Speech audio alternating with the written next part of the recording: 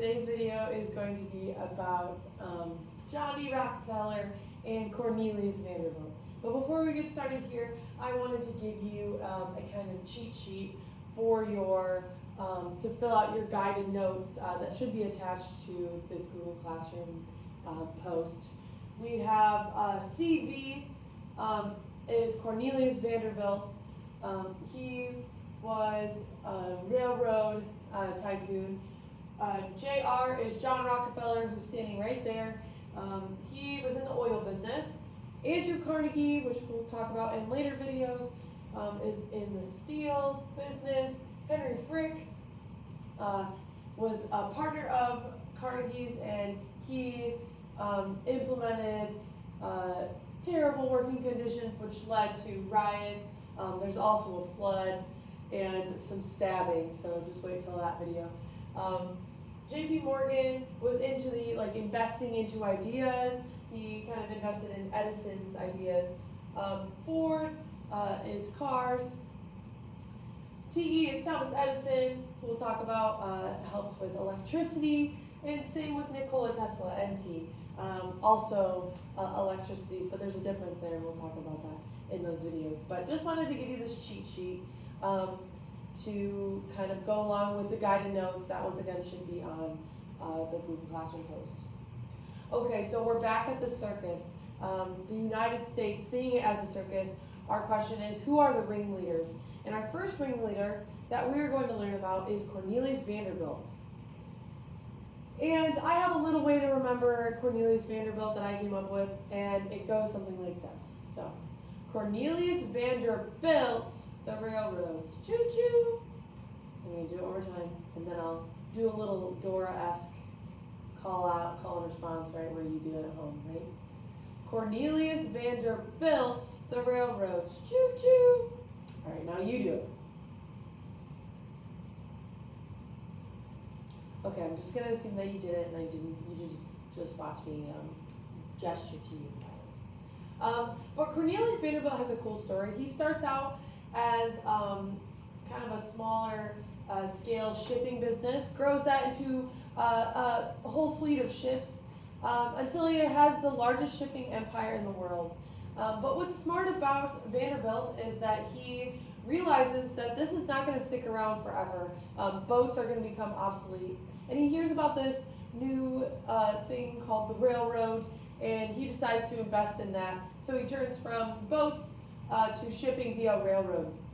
And he's been making a lot of money on his shipping empire, obviously, and he plans to pass it on to one of his sons.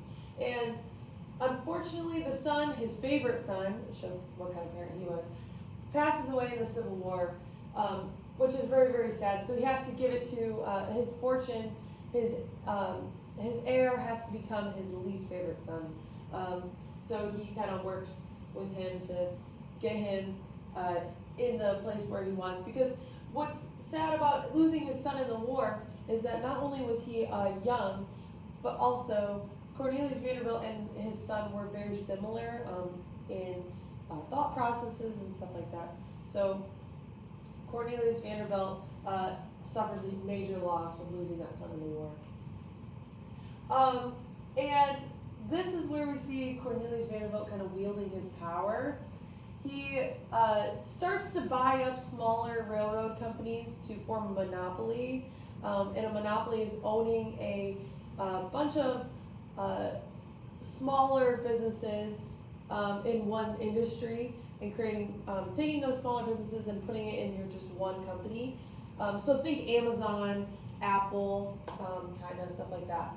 So Cornelius Vanderbilt wants to create a monopoly of railroads, and how he does that is he's buying up smaller railroad companies.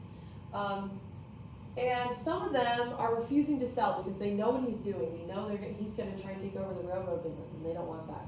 So they refuse to sell. Well, what he does is a lot of those trains make most of their money taking people to New York. So he happens to own the only railroad bridge into New York. So he realizes that these people aren't going to sell if he doesn't do anything. So he closes the only bridge in New York. And that he keeps it close until these people agree to sell, which shows his power that he's able to wield, and it's pretty brutal. So his entire idea was to create a Grand Central Station in New York City, which is still there today. And he now has a majority of the railroads bought up and put into his company to do so. He built it. He's swimming in cash right now, like Scrooge McDuck. He's swimming in cash. But there's one railroad line that is not selling to him, and that is the Erie Railroad line. So he plans to take it by sending a bunch of his men to the stock market to buy shares in the Erie Company. And it's what's called a hostile takeover. And so a bunch of his men are going in, buying stocks, and then bringing them back to him so that he owns that part of the company. Well, let's say that you own, let me draw this. Turn your camera here.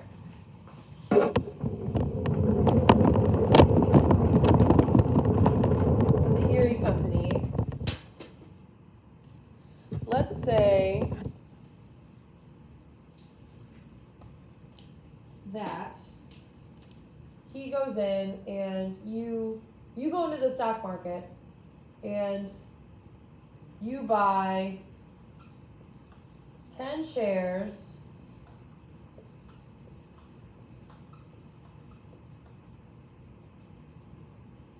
Yep, 10 shares. And there's 20 shares total in the company. Okay? How much of a percentage of the company would you own? You would own 50%, right? You would own half. Okay? But what the Erie Company does is they just keep printing shares. Okay? And what happens when you print shares is that this 50% will just keep decreasing as there's more shares printed. So they are doing something what's called diluting the shares. And it makes Vanderbilt's side of the shares worth less, and that makes him lose a lot of money because he has to keep buying and buying shares. So that's kind of how the Erie Company gets away with it for a little bit. Now, Cornelius Vanderbilt is very powerful at this point, so he ends up taking the Erie Company to court and ultimately wins and buys the Erie Company. But it's just kind of like a minor blow to Cornelius Vanderbilt that this small Erie Company was diluting the shares and kind of making him pay more for it. So to make more money, Cornelius Vanderbilt, because he's always thinking about making more money, decides to invest in oil shipments, and he turns to a man by the name of John D. Rockefeller, who is standing right over there. And this will make him a lot of money and will be a partnership that will go on for many years. And with that, we turn to our next guy, which is John D. Rockefeller. So this one, I like to remember him by saying this. Ready? It goes, the oil Rockefeller to the ground. Ooh. Okay? So it goes, the oil Rockefeller to the ground.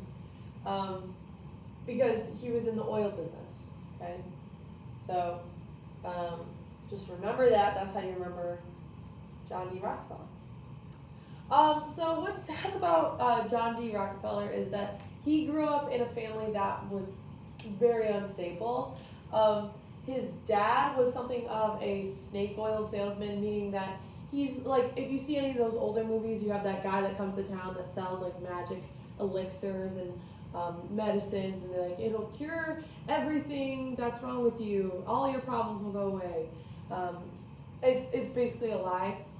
His dad goes around and is selling like fake medicine. He even claims that his medicine will cure cancer, which obviously we know not to be true even now. He's a traveling salesman. And another reason why his dad is terrible is that his dad has two families. Let me say that again. His dad has two families, and he's able to maintain that because he is a traveling salesman, because he's going back and forth all across the country. So I'm not saying that Rockefeller grew up in very, very impoverished means, but his mom was always worried how much his dad would bring home when he visited his second family. So that's not a picture of his dad. I just think that's like a really good, funny picture of, ooh, why this? But another reason his dad is terrible is, this should just be called Why John D. Rockefeller's Dad is Terrible. He would often, when John Rockefeller was younger, they would do like a trust fall. Like his dad would be like, you've all seen a trust fall where you like fall back. But in this case, his dad would be like, okay, come here, fall into my arms. And then Johnny Rockefeller would be like, okay, I'm literally 5, sure, you're an adult, I'll listen to you. You're probably trustworthy. So he would fall into his dad's arms, but once he got close enough, his dad would yank his arms away and step back, and Rockefeller would go smack into the ground, and he would lean down and say, "Trust no one," and then walk away. So it just kind of showed that Rockefeller didn't grow up in the most emotionally stable environments. So just kind of giving background on him. So it's the antitrust fall. So John D. Rockefeller eventually creates the Standard Oil Company after kind of working in the oil business for a while, and that is the company that becomes his baby. It makes almost all of his money, right? From buying up different oil refineries all over the country. So Standard Oil is his company. And here's where that relationship between Rockefeller and Vanderbilt comes to a halt. Because at this point, Vanderbilt is shipping Rockefeller's oil all over the place, right? And to combat that, to save him probably more money, Rockefeller comes up with the idea of oil pipelines to ship his oil. And these pipelines would spread over 4,000 miles in length.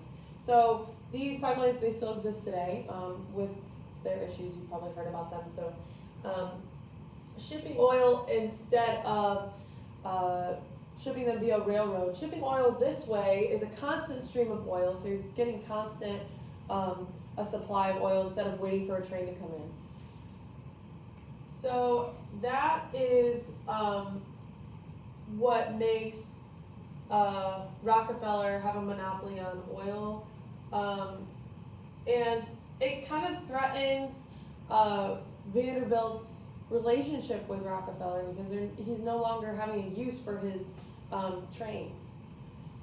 And with his monopoly on oil, Carnegie and Scott and Vanderbilt feel threatened, and they team up to prevent Rockefeller from using railroad lines.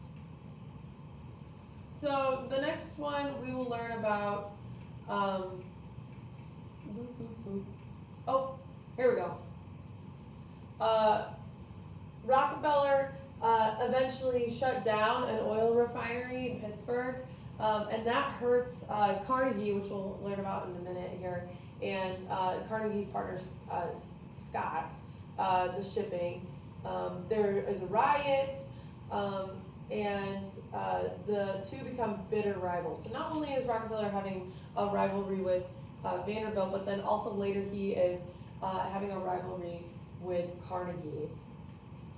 And in the next one, we will learn about Carnegie and Frick, and talking about them and their partnership.